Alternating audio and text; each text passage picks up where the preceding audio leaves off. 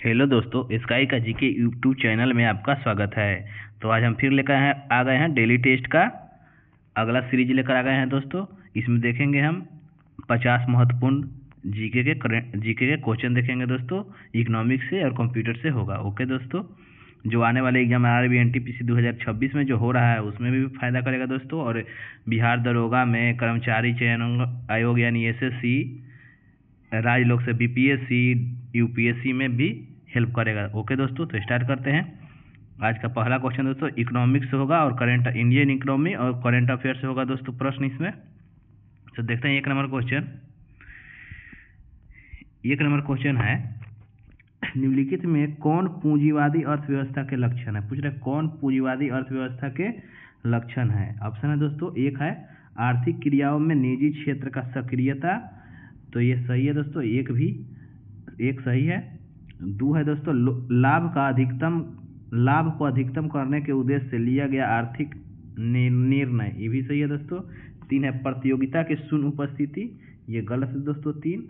चार, उपभोक्ता का प्रभुत्व नहीं पाया जाता है जाना, ये भी सही है दोस्तों। तो 1, 2 और 4 सही हो जाएगा, तो इसका ऑप्शन सी होगा। एक का ऑप्शन सी राइट आंसर होगा दोस्तों। आगे देखते हैं नेक्स्ट क्वेश्चन दोस्तों। दूसरा क्वेश्चन है, शोध एवं अनुसंधानकर्ता को किसमें शामिल किया गया। शोध एवं अनुसंधानकर्ता को किसमें शामिल किया गया है। ओके दोस्तों, शोध और अनुसंधानकर्ता को देख सकते हैं। द्वितीय क्षेत्र नहीं होगा दोस्तों, तृतीय क्षेत्र नहीं होगा, चतुर्थ क्षेत्र। तो चतुर्थ क्षेत्र इसका राइट आंसर होगा दोस्तों। शोध और अनुसंधानकर्ता चतुर्थ क्षेत्र में आते हैं। ओके दोस्तों, तीसरा क्वेश्चन देखते हैं, किसी देश के राष्ट्रीय प्रयोज्य आय में शामिल होता है। हमारे राष्ट्रीय प्रयोज्य आय में क्या क्या शामिल होता है देख लेते हैं दोस्तों। देश का राष्ट्रीय आय ये भी शामिल होता है दोस्तों। विदेशों से प्राप्त शुद्ध साधन आय ये भी शामिल होता है। शुद्ध अप्रत्यक्ष कर ये भी शामिल होता है दोस्तों राष्ट्रीय प्रयोज्य आय में। और शेष विश्व से प्राप्त शुद्ध चालू हस्तांतरण ये भी शामिल हो जाता है। तो सभी हो जाएगा दोस्तों, तो इसका आंसर डी होगा, उपयुक्त सभी। आगे देखते हैं चौथा क्वेश्चन है, राष्ट्रीय आय आकलन हेतु निम्न में से किसको ध्यान में रखना अपेक्षित है। ओके दोस्तों, किसको ध्यान में रखना अपेक्षित होता है, तो देख लेते हैं इसका 4 का आंसर क्या होगा। 4 का देख लेते हैं, निर्यात मूल्य जोड़ा जाना चाहिए तथा आयात मूल्य घटाया जाना चाहिए। तो यही हो जाएगा दोस्तों राइट आंसर, 4 का ये होगा, निर्यात मूल्य जोड़ा जाना चाहिए और आयात मूल्य घटाया जाना चाहिए। ओके दोस्तों, आगे देखते हैं 5 नंबर क्वेश्चन देखते हैं, निम्नलिखित में से कौन से मुख्य कारणों से भारत की प्रति व्यक्ति आय में वृद्धि दर धीमी है। ओके दोस्तों, तो देख लेते हैं 5 का, उच्च पूंजी उत्पाद अनुपात, तो ये सही है दोस्तों। दूसरा, जनसंख्या वृद्धि की ऊंची दर, ये भी सही है दोस्तों। उच्च पूंजी उत्पाद अनुपात गलत है। और पूंजी निर्माण की उच्च दर ये भी नहीं होगा दोस्तों। तो 1 और 2 होगा सही, तो इसका आंसर होगा 1 और 2 सही होगा। ओके दोस्तों, नेक्स्ट देखते हैं, हाइपी प्लैनेट इंडेक्स को तैयार करने हेतु निम्नलिखित में किन तत्वों को शामिल किया जाता है। तो देख लेते हैं 6 का, एक खुशहाली को भी शामिल करते हैं दोस्तों हैप्पी प्लैनेट इंडेक्स में। दूसरा, पर्यावरण संरक्षण को भी शामिल करते हैं। तीसरा, जीवन प्रत्याशा को भी करते हैं। चौथा है परिणामों की असमानता को भी शामिल करते हैं। और 5वां है पारिस्थितिकी पदचिह्न को भी शामिल करते हैं दोस्तों हैप्पी प्लैनेट इंडेक्स में। तो इसका सभी हो जाएगा, 6 का ए उपयुक्त सभी आंसर होगा दोस्तों।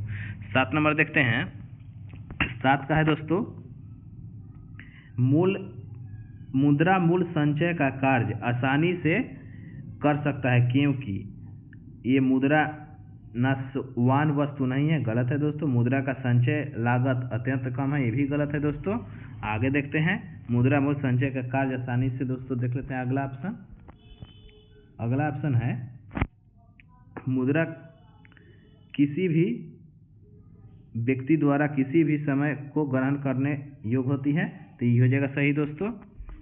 आगे देख लेते, सॉरी दोस्तों, इसका उपयुक्त सभी आंसर होगा दोस्तों। ओके दोस्तों, तो ये भी सही है दोस्तों, ये भी सही है, बी भी सही है और सी भी सही है, इसलिए इसका आंसर होगा दोस्तों उपयुक्त सभी। ओके दोस्तों, डी जो है उपयुक्त सभी आंसर इसका सही होगा 7 का। आगे देखते हैं 8 नंबर क्वेश्चन बोल रहा है, 8 नंबर क्वेश्चन है दोस्तों, सभी कागजी नोट तथा सिक्के जारी करता है। भारतीय रिजर्व बैंक के बारे में बोल रहा है दोस्तों, सभी कागजी नोट तथा सिक्के जारी करता है।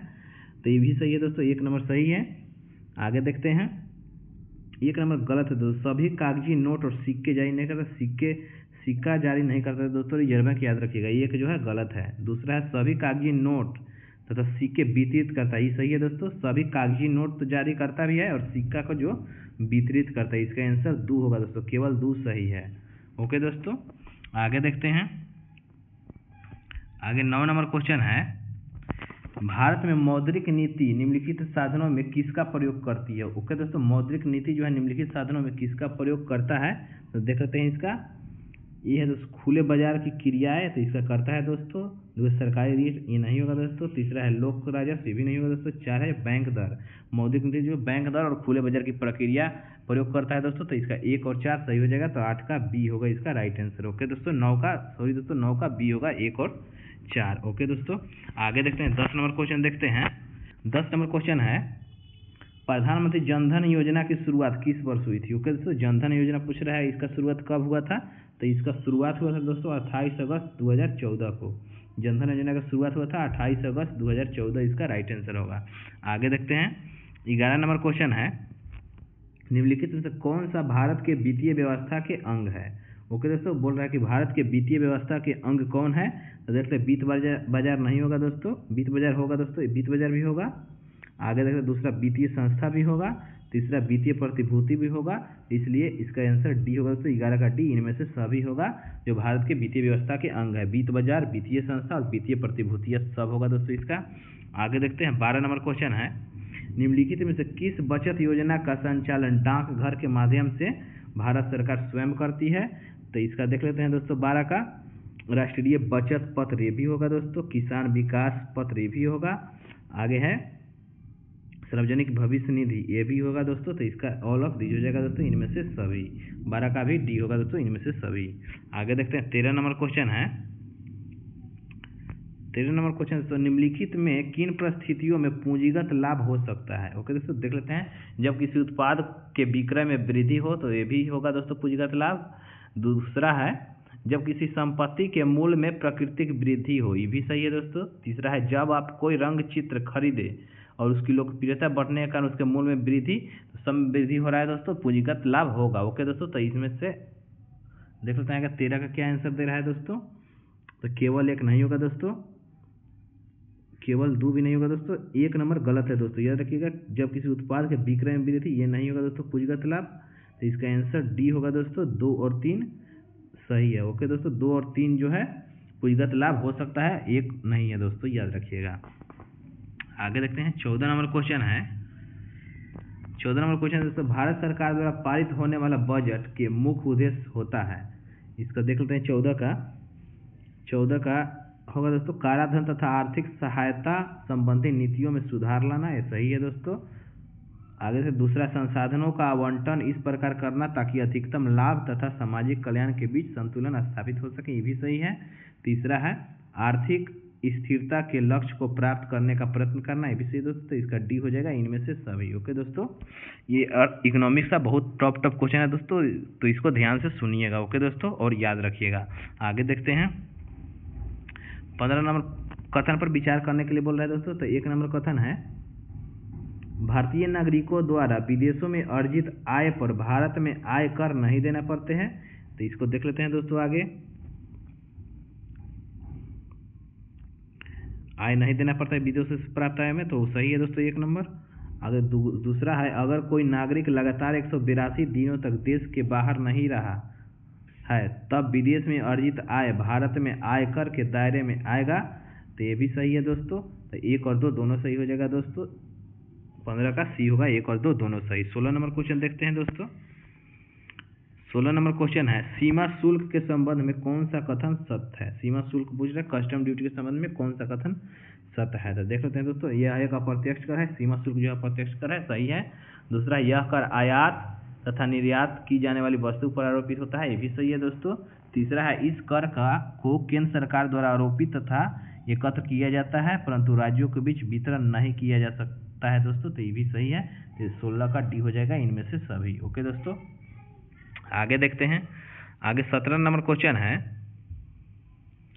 17 नंबर क्वेश्चन देख लेते हैं दोस्तों। निम्नलिखित कथनों पर विचार करने के लिए बोल रहा है कौन सही है। ओके दोस्तों, तो देख लेते हैं 17 नंबर का कथन। एक है दोस्तों, यदि व्यक्ति जीवन निर्वाह हेतु न्यूनतम आवश्यकता की पूर्ति नहीं कर पा रहा है तो इसे आय गरीबी कहते हैं, तो एक सही है दोस्तों। दूसरा है, यदि व्यक्ति संतोषजनक जीवन, दीर्घ आयुता तथा स्वस्थ रहन सहन के स्तर से वंचित रहना पड़े तो इसे मानव गरीब कहते हैं, तो ये भी सही है दोस्तों। तीसरा है, आय गरीबी तथा मानव गरीबी की संकल्पना यूएनडीपी द्वारा दिया जाता है, तो ये भी सही है दोस्तों। तो इसका आंसर डी होगा, 1 और 2 और 3 तीनों सही है दोस्तों। आगे देखते हैं 18 नंबर क्वेश्चन है। 18 नंबर क्वेश्चन देखते हैं दोस्तों, भारत में बेरोजगारी मापन हेतु निम्न में से कौन सी विधि एनएसएसओ द्वारा प्रयोग नहीं लाई जाती है। ओके दोस्तों, कौन सा बोल रहा है, नहीं लाई जाती है, तो देख लेते हैं। समान स्थिति दर तो होता है दोस्तों, बी है दोस्तों चालू मासिक दर। ओके दोस्तों, बी चालू मासिक दर जो प्रयोग में नहीं लाई जाती है दोस्तों, चालू मासिक दर। तो एनएसएसओ द्वारा क्या क्या प्रयोग किया जाता है देख लेते हैं। बेरोजगारी मापने हेतु समान स्थिति स्तर, चालू साप्ताहिक स्तर और चालू दैनिक स्तर। ओके दोस्तों, और चालू मासिक स्तर नहीं होता है दोस्तों प्रयोग में। आगे देखते हैं 19 नंबर क्वेश्चन देखते हैं। 19 नंबर क्वेश्चन देखते हैं दोस्तों, निम्नलिखित कथनों पर विचार करना है और पूछ रहा सही कौन है। देख लेते हैं, प्रथम पंचवर्षीय योजना अपने लक्ष्यों को प्राप्त करने में सफल रहा, ये सही है दोस्तों। दूसरा है, इस योजना अंतर्गत देश में संरचनात्मक तथा संस्थागत परिवर्तन प्रारंभ हुए, तो ये भी सही है। तीसरा है, युद्ध तथा देश विभाजन से उत्पन्न अर्थव्यवस्था में असंतुलन को प्रथम पंचवर्षीय योजना के दौरान काफी हद तक ठीक किया गया, तो ये भी सही है दोस्तों। तो इसका उपयुक्त सभी हो जाएगा, डी होगा दोस्तों 19 का। आगे देखते हैं 20 नंबर क्वेश्चन है, प्रधानमंत्री कार्यालय द्वारा संचालित प्रधानमंत्री राहत कोष की स्थापना कब हुई थी। तो 20 का आंसर देख लेते हैं दोस्तों, 1950 में प्रधानमंत्री कार्यालय द्वारा संचालित प्रधानमंत्री राहत कोष की स्थापना कब हुआ था दोस्तों, तो इसका आंसर 1950 होगा, याद रखिएगा। आगे 21 नंबर क्वेश्चन देख लेते हैं। नीति आयोग के उपाध्यक्षों के संबंध में कथन है दोस्तों, उस पर विचार करना है और पूछ रहा है दोस्तों 21 में सही कौन है। ओके दोस्तों, सही पूछ रहा है, तो देख लेते हैं कथन क्या क्या दिया है। ओके दोस्तों, 21 नंबर में देख लेते हैं कथन क्या क्या दिया है। 1 नंबर कथन है दोस्तों, 1 नंबर कथन देख लेते हैं।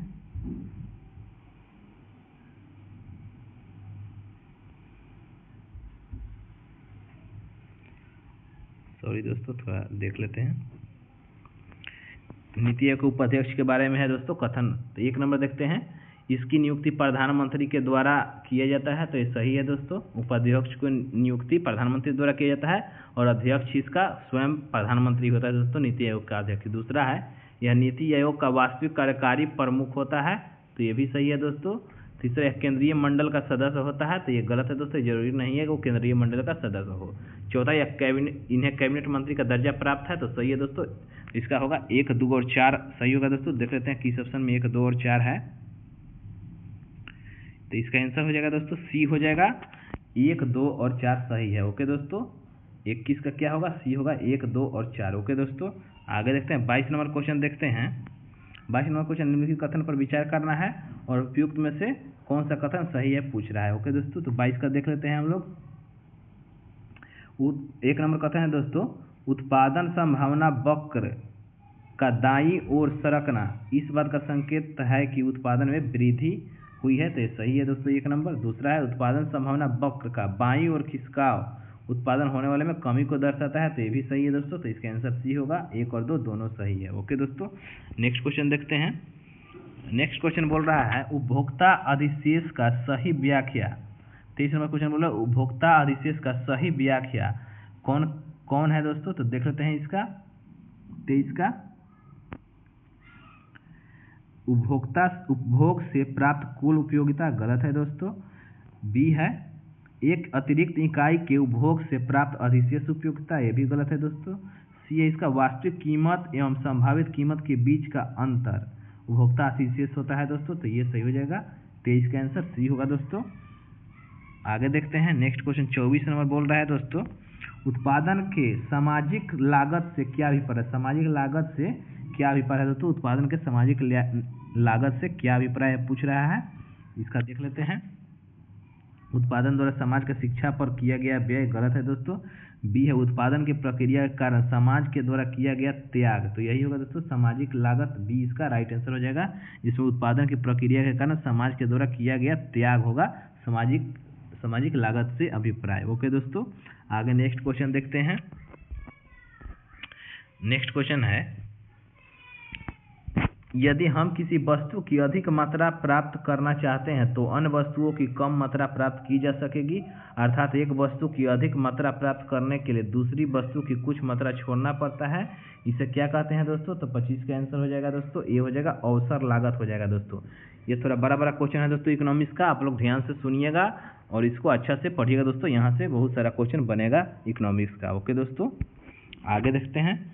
नेक्स्ट 26 नंबर क्वेश्चन बोल रहा है, भारत के किस धार्मिक स्थल को यूनेस्को के एशिया प्रशांत सांस्कृतिक विरासत संरक्षण पुरस्कार 2025 से सम्मानित किया गया है? तो देख लेते हैं 26 का आंसर क्या है दोस्तों। तो इसका Our Lady of Grace Cathedral Maharashtra में जो है दोस्तों उसे शामिल किया गया है। विरासत संरक्षण पुरस्कार 2025 से सम्मानित किया गया है। Our Lady of Grace Cathedral Maharashtra में है जो उसे। ओके दोस्तों, नेक्स्ट 27 नंबर क्वेश्चन बोल रहा है, किस राज्य ने भारत की पहली AI संचालित दूरस्थ मतदान प्रणाली लॉन्च किया है दोस्तों? तो देख लेते हैं 27 का। महाराष्ट्र नहीं है दोस्तों, तेलंगाना नहीं है दोस्तों, सी बिहार है, बिहार इसका राइट आंसर है दोस्तों। भारत की पहली AI संचालित दूरस्थ मतदान प्रणाली लॉन्च किया है दोस्तों बिहार सरकार। ओके दोस्तों, आगे नेक्स्ट देखते हैं 28 नंबर क्वेश्चन। 28 नंबर क्वेश्चन है, कौन सा कथन सत्य है पूछ रहा है दोस्तों।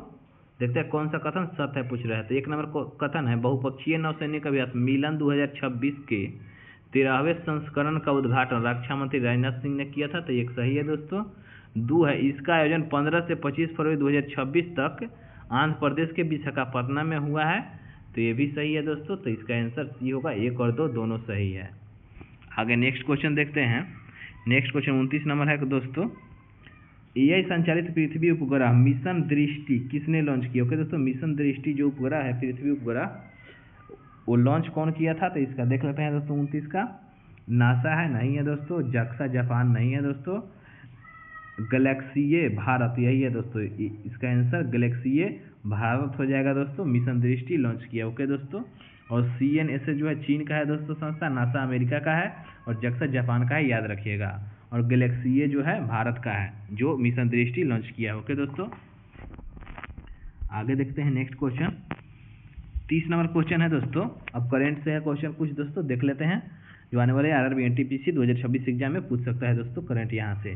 हाल ही में किन्हें CEO ऑफ द ईयर का पुरस्कार 2026 में दिया गया है दोस्तों? CEO ऑफ द ईयर, तो देख लेते हैं इसका क्या होगा।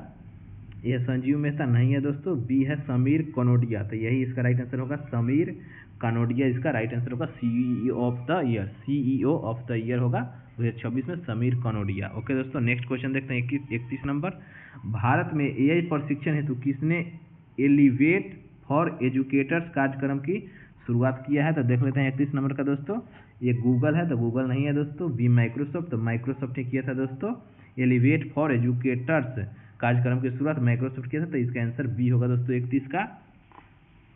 आगे नेक्स्ट क्वेश्चन देखते हैं 32 है दोस्तों। 32 में बोल रहा है, भारत की पहली फिल्म जिसने बाफ्टा पुरस्कार 2026 में सर्वश्रेष्ठ बाल एवं पारिवारिक फिल्म का पुरस्कार जीता है।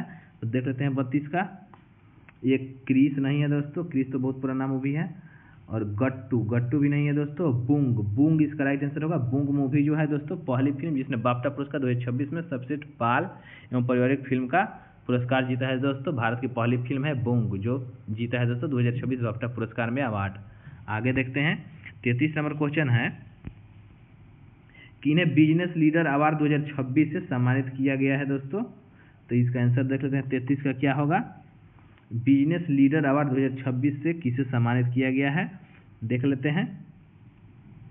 गौतम अडानी नहीं होगा दोस्तों, करण अडानी इसका राइट आंसर होगा। करण अडानी को दिया गया है बिजनेस लीडर अवार्ड 2026 से सम्मानित किया गया है करण अडानी को। ओके दोस्तों, आगे देखते हैं 34 नंबर क्वेश्चन है, संयुक्त क्षेत्रीय राजभाषा सम्मेलन 2026 का आयोजन कहाँ किया गया था? ओके दोस्तों, तो 34 का आंसर होगा इसका ये हो जाएगा दोस्तों अगरतला जो है त्रिपुरा में, वो राइट आंसर है दोस्तों। संयुक्त क्षेत्रीय राजभाषा सम्मेलन 2026 का आयोजन कहाँ किया गया था? तो अगरतला त्रिपुरा में। ओके दोस्तों, आगे नेक्स्ट क्वेश्चन देखते हैं। 35 नंबर क्वेश्चन है। 35 नंबर क्वेश्चन है दोस्तों, किस राज्य ने मुफ्त भोजन किट प्रदान करने के लिए मेरी रसोई योजना शुरुआत किया है दोस्तों? तो मेरी रसोई योजना शुरुआत किया है पंजाब, इसका राइट आंसर होगा दोस्तों बी होगा, जो राइट आंसर होगा मेरी रसोई योजना। ओके दोस्तों, आगे नेक्स्ट देखते हैं। नेक्स्ट 36 नंबर क्वेश्चन है, कौन सही है पूछ रहा है दोस्तों, तो देख लेते हैं 36 का।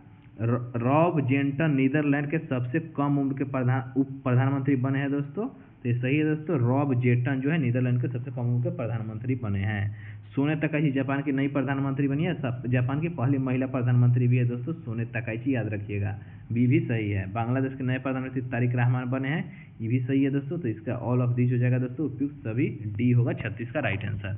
आगे देखते हैं 37 नंबर क्वेश्चन है, विश्व महासागर विज्ञान कांग्रेस 2026 का आयोजन कहाँ किया गया था? ओके दोस्तों, विश्व महासागर विज्ञान कांग्रेस 2026 का आयोजन कहाँ किया गया था? तो इसका आंसर होगा दोस्तों गोवा, इसका राइट आंसर होगा दोस्तों गोवा में किया गया था विश्व महासागर विज्ञान कांग्रेस 2026 का आयोजन गोवा में। ओके दोस्तों, आगे देखते हैं। नेक्स्ट क्वेश्चन है, कौन सही नहीं है? ओके दोस्तों, पूछ रहा है कौन सही नहीं है, तो देख लेते हैं दोस्तों। तो गृह मंत्रालय ने प्रहार नामक देश की पहली आतंकवाद विरोधी नीति शुरू की है, तो ये भी नहीं होगा दोस्तों। आगे देखते हैं दोस्तों, कौशल विकास एवं उद्यमिता मंत्रालय ने डिजिटल कौशल विकास हेतु बढ़ना तो यहाँ जुड़ना है अभियान शुरू किया, ये भी गलत है दोस्तों। अमृतसर में बॉर्डमैन मैराथन 2026 का आयोजन किया गया,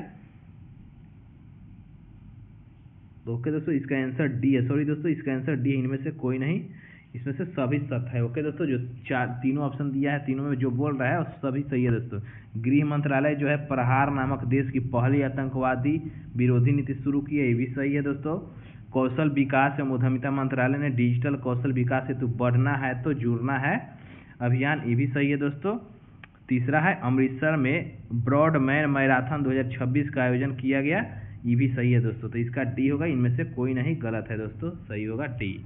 ओके दोस्तों, 39 नंबर क्वेश्चन देखते हैं। 79वें बाफ्टा पुरस्कार 2026 के संदर्भ में कौन सा गलत मिलान का चयन करें? ओके दोस्तों, पूछ रहा है गलत मिलान का चयन करें, तो देख लेते हैं 39 का। सर्वश्रेष्ठ film born battle after another, ये सही है दोस्तों मिलान। दूसरा सर्वश्रेष्ठ अभिनेत्री जेसी बकले फिल्म हेमनेट के लिए, तो ये भी सही है दोस्तों। तीसरा सर्वश्रेष्ठ अभिनेता रॉबर्ट अरामियो फिल्म आई स्फीयर के लिए, ये भी सही है दोस्तों। तो इनमें इसका आंसर डी होगा, इनमें से कोई नहीं। ओके दोस्तों, आगे देखते हैं। 40 नंबर क्वेश्चन बोल रहा है, पूर्वोत्तर सीमांत रेलवे जोन के अंतर्गत आने वाले किसी स्टेशन को ईट राइट स्टेशन परमानंट प्राप्त हुआ कौन सा स्टेशन है दोस्तों? पूर्वोत्तर सीमांत रेलवे जोन के अंतर्गत आने वाले किस रेलवे स्टेशन को ईट राइट स्टेशन परमानंट प्राप्त हुआ? तो 40 का देख लेते हैं दोस्तों। 40 का होगा दीमापुर रेलवे स्टेशन, ये भी है दोस्तों ईट राइट स्टेशन के परमानंट प्राप्त। बी है दोस्तों ककराझोर रेलवे स्टेशन, इसको भी दिया गया है। सी है गोलकगंज रेलवे स्टेशन, इसको भी दिया गया है। तो इसका आंसर होगा उपयुक्त सभी, डी हो जाएगा दोस्तों 40 का। आगे देखते हैं दोस्तों 41 नंबर क्वेश्चन। 41 नंबर क्वेश्चन है दोस्तों, भारत का पहला नेट जीरो गांव किसे घोषित किया गया है? नेट जीरो गांव, भारत का पहला नेट जीरो गांव किसे घोषित किया गया है दोस्तों? तो 41 का आंसर होगा बेलाग्राम। बेलाग्राम जो है भारत का पहला नेट जीरो गांव। ओके दोस्तों, आगे देखते हैं। 42 नंबर क्वेश्चन है, हाल ही में किन्हें नीति आयोग के अंतरिम CEO नियुक्त किया गया है दोस्तों? तो देख लेते हैं 42 का। नीति आयोग के अंतरिम CEO किसे नियुक्त किया गया है? तो इसका हो जाएगा निधि छिब्बर, इसका राइट आंसर होगा बी होगा दोस्तों। 42 का बी होगा निधि छिब्बर। ओके दोस्तों, 43 नंबर क्वेश्चन देखते हैं। किस राज्य सरकार ने ग्रामीण पर्यटनों को बढ़ावा देने के लिए होम स्टे योजना 2026 लॉन्च किया है? तो देख लेते हैं 43 का दोस्तों, होम स्टे योजना 2026 किसने लॉन्च किया है? तो इसका आंसर हो जाएगा दोस्तों राजस्थान। होम स्टे योजना 2026 कौन किया है? तो राजस्थान इसका राइट आंसर होगा। आगे देखते हैं 44 नंबर क्वेश्चन में पूछा दोस्तों कौन सही है? ओके दोस्तों, तो देख लेते हैं ऑप्शन में पूछ रहा है कौन सही है। ओके दोस्तों, तो भारत जापान के बीच वार्षिक सैन्य अभ्यास, देख लेते हैं दोस्तों, वार्षिक सैन्य अभ्यास धर्म गार्जियन का 7वां संस्करण शुरू हुआ। तो 7वां संस्करण सही है दोस्तों, 7वां संस्करण ही है भारत जापान के बीच वार्षिक सम्मेलन धर्म गार्जियन का। और इसका आयोजन 24 फरवरी से 9 मार्च 2026 तक उत्तराखंड के चौबटिया स्थित फॉरेन ट्रेनिंग नोड में होगा। ओके दोस्तों, तो याद रखिएगा कब हुआ, 26 में कहाँ हुआ है दोस्तों, तो उत्तराखंड के चौबटिया में हुआ है धर्म गार्जियन यूएस जापान और भारत के बीच में जो वार्षिक सन्निभ्यास है। तो इसका आंसर सी होगा, ए और बी दोनों सही है। ओके दोस्तों, नेक्स्ट क्वेश्चन है 45 नंबर क्वेश्चन है, कौन सत्य नहीं है, पूछ रहा है कौन सत्य नहीं है। ओके दोस्तों, तो देख लेते हैं 45 का। दिल्ली सरकार ने जन सुनवाई पोर्टल का शुभारंभ किया है, तो ये भी सही है दोस्तों। ये बी बोल रहा है डॉक्टर जितेंद्र सिंह ने बायोटेक डेटा इंटेलिजेंस हेतु सुजविका पोर्टल लॉन्च किया है, तो ये भी सही है दोस्तों। तीसरा है आईटी मंत्रालय ने डिजिटल गवर्नेंस हेतु ब्लॉक चेन इंडिया चैलेंज शुरू किया है, तो ये भी सही है दोस्तों। तो इसका डी हो जाएगा दोस्तों 45 का, इनमें से कोई नहीं गलत है। ओके दोस्तों, डी इसका राइट आंसर होगा 45 का। आगे देखते हैं 46 नंबर क्वेश्चन बोल रहा है, हाल ही में ओएजी डेटा के अनुसार दिल्ली एयरपोर्ट को वर्ष 2025 में एशिया पैसिफिक में सबसे व्यस्त एयरपोर्ट में कौन सा स्थान मिला है। तो इसका आंसर हो जाएगा दोस्तों 46 का सी हो जाएगा दोस्तों, 5वां स्थान मिला है ओएजी डेटा के अनुसार दिल्ली एयरपोर्ट को। ओके दोस्तों, व्यस्त एयरपोर्ट में 5वां स्थान मिला है। आगे देखते हैं 47 नंबर क्वेश्चन है, शीतकालीन ओलंपिक 2026 में पदक तालिका में शीर्ष स्थान पर किस देश ने हासिल किया है दोस्तों। तो इसका आंसर हो जाएगा 47 का बी, नॉर्वे है जो शीर्ष स्थान पर हासिल किया है। ओके दोस्तों, आगे देखते हैं 48 नंबर क्वेश्चन बोल रहा है, हाल ही में देश के ने हिंद महासागर नौसेना संगोष्ठी IONS की अध्यक्षता ग्रहण की है। ओके दोस्तों, कौन सा देश किया है इसका अध्यक्षता, तो देख लेते हैं 48 का, भारत है दोस्तों, इसका अध्यक्षता का ग्रहण किया है दोस्तों, हिंद महासागर नौसेना संगोष्ठी का IONS की अध्यक्षता। ओके दोस्तों, भारत को मिला है। आगे देखते हैं 49 नंबर क्वेश्चन है आज का। 49 नंबर क्वेश्चन दोस्तों, ग्लोबल AI ब्रेन रेस 2026 में भारत को कौन सा स्थान मिला है। तो इसका आंसर हो जाएगा बी है दोस्तों, 6ठा स्थान मिला है AI ब्रेन रेस 2026 में भारत को। आज का लास्ट क्वेश्चन है दोस्तों 50 नंबर, भारत सरकार ने माल व्यापार सूचकांकों के आधार वर्ष 2012-13 से संशोधित कर नया आधार वर्ष कौन सा घोषित किया है। तो इसका आंसर हो जाएगा 2022-23। ओके दोस्तों, ये पूछा भी है एग्जाम में, 2022-23 जो घोषित किया। ओके दोस्तों, तो ये रहा आज का 50 डेली जीके जीएस टेस्ट का सीरीज है दोस्तों, जो 50 क्वेश्चन का चलता है, जो हर दिन 10 बजे अपलोड किया जाता है हमारे यूट्यूब चैनल स्काई का जीके पे। और इस पे ऑलरेडी इसका प्लेलिस्ट बना दिया गया है दोस्तों, उसमें जाकर इसके पिछला टेस्ट आप लोग देख सकते हैं। तो मेरा वीडियो अच्छा लगे तो हमारे यूट्यूब चैनल स्काई का जीके को लाइक करें और अपने दोस्तों के पास शेयर करें और सब्सक्राइब जरूर करें, जिससे आपको नोटिफिकेशन मिलता रहे। ओके दोस्तों, तो थैंक यू, मिलते हैं नेक्स्ट वीडियो में। और इसका पीडीएफ हम टेलीग्राम चैनल स्काई का जीके पे डाल देंगे, जिसका लिंक ऑलरेडी दिया गया है दोस्तों डिस्क्रिप्शन में। ओके दोस्तों, थैंक यू, धन्यवाद।